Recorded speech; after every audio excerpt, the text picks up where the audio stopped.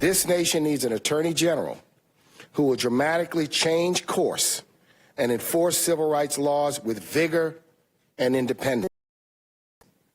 Based on his alarming record, we are convinced that William Barr will not do so. That was President and CEO of the National Urban League, Marc Morial, testifying yesterday at Attorney General nominee William Barr's confirmation hearing.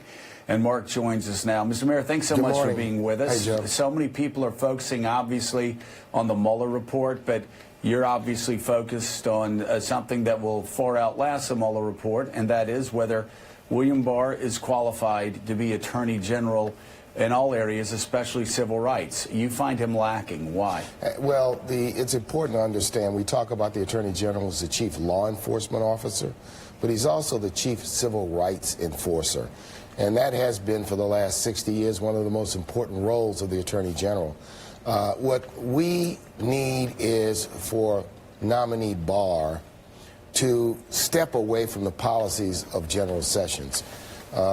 Jeff Sessions was a disaster when it came to civil rights enforcement. He reversed the Justice Department's positions in two major civil rights cases where, in effect, the Justice Department flipped sides from being against suppression to tacitly supporting suppression, from being against purges to tacitly, overtly supporting purges. And what we need is for Barr to disassociate the Justice Department from those failed policies. So nothing in the hearing, nothing in his testimony gave me confidence, or gave us confidence, that he in fact would do that. Secondly, his record is, we just passed the First Step Act, an important bipartisan criminal justice reform bill that's going to give relief to lots of people, but also which moves the nation towards a saner approach to criminal justice policies. He was a hard line, lock him up, throw away the key back in the 1990s.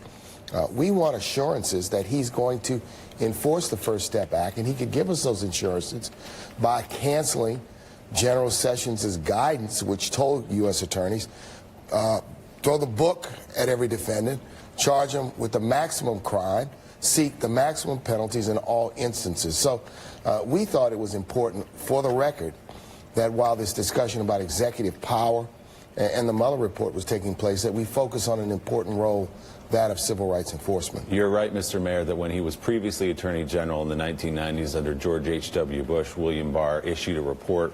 The Case for More Incarceration was actually the title of the report. He has indicated, though, his support for that First Step Act that the President of the United States signed, which would reduce mandatory sentencing in this country. A lot of people, even progressives, view that as a step forward in criminal justice. Does that hearten you at all to hear him say he would support that? What I'd like to see him do is take the next step and say he's going to rescind the guidances, the policies that are inconsistent with the First Step Act.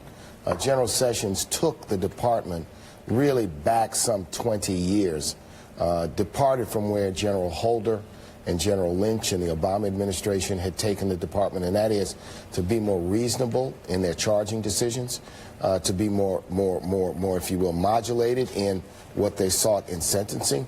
And I think that there's steps that he should take publicly, and I would hope he would do that before his confirmation. Is there anything he could say that would win you over, or have you decided he's not fit to be Attorney General? We think it's important for the record that we oppose him. But, look, let's be honest. He is likely to be confirmed. We are going to want to work with him, but we want him to understand how crucial civil rights enforcement is and how the Sessions policies were inconsistent with policies of previous Democratic and Republican administrations. So he is going to be the next Attorney General of the United States. What do you want him to do about voting rights and suppression? I'd like to see him, right now, the power is in the hands of the Justice Department to bring what are called Section 2 cases. Bring cases against states. North Carolina. Like North Carolina, like Texas, states like Ohio, who have pursued suppression, if you will, policies. We think that the Justice Department has a responsibility to do that. We no longer have the pre-clearance provisions of Section 5, where they've got to get pre-approval, so it's up to him. Sessions didn't bring one Section 2 case, and in major Section 2 cases that had been brought under General Holder and General Lynch, he had in effect reversed sides within the first 30 days he was in office. So we need a different approach today, and I hope he hears what we're saying. We hope he's certainly going to heed. Mr. Morial, can I ask you about the effect of the shutdown on urban areas?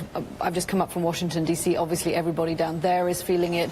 All the cab drivers, the bartenders, they're all saying there's no work around at the moment. What knock-on effects are you seeing beyond the 800,000 federal workers that you're seeing in urban areas? It's a vice grip, because not only those 800,000 federal workers, but all of the vendors, contractors, and community-based organizations that are funded by the government through the cities, through the counties, and through the states are now unable to make payroll. It's having a secondary effect on businesses, on shopping centers, on grocery stores, on pharmacies. This is an unnecessary shutdown. It's not supported by the American people.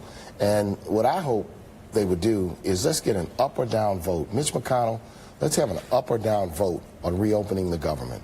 Let's put it on the floor, let the members vote on it, and I'm confident that the government will reopen immediately. Set the wall aside. All vitally important issues, but let's get to the big one. You're going to be at the Superdome on Sunday. Saints, Rams. They going to the Super Bowl with Saints? We're going all the way this year. That's your house. You want Brady or Mahomes in the Super Bowl? Man, I'll take them either. You know what? Because we got Marie Laveau for both of them.